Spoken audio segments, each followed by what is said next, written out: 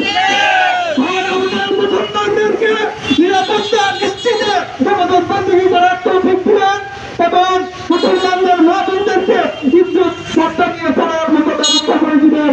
অথবা আমাদের দেশ ছেড়ে যারা আমাদেরকে নিরাপত্তা দিতে পারবে তাদের হাতে দেশের ক্ষমতা দিবেন। এই বলে আমি আমার সংক্ষিপ্ত বক্তব্য শেষ করছি। আলহামদুলিল্লাহ রাব্বিল আলামিন। এখন সংক্ষেপে বক্তব্য রাখবেন মোহাম্মদ আব্দুল্লাহ জাইদ। আসসালামু আলাইকুম ওয়া রাহমাতুল্লাহি ওয়া বারাকাতুহু। আহমদু ওয়া সাল্লাল্লাহু আলা রাসূলিহি। ইসকনের সংগঠন বাংলাদেশের জন্য একটি মারাত্মক।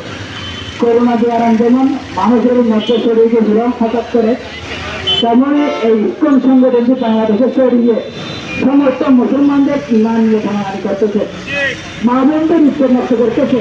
এটা বাংলাদেশের জন্য করোনা ভাইরাসে মারাত্মক। এসব বলা শুরু করেছিল কেন তুমি? আল্লাহু আকবার। এখন লড়াই করো স্বৈরাচারের সঙ্গে, চালিয়ে দাও, পুড়িয়ে দাও। বাংলাদেশের নিযুক্ত ঘোষণা করতে হবে।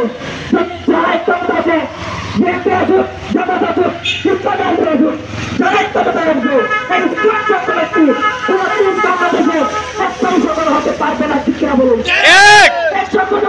নিষিদ্ধ করতে হবে। আমি আমাদের বক্তব্য শেষ করছি। আসসালামু আলাইকুম। এখন আপনাদের সামনে সংক্ষিপ্ত বক্তব্য রাখছেন বিশিষ্ট দায়ী মাওলানা আব্দুল আজিজ সাহেব। আসসালামু আলাইকুম ওয়া রাহমাতুল্লাহ।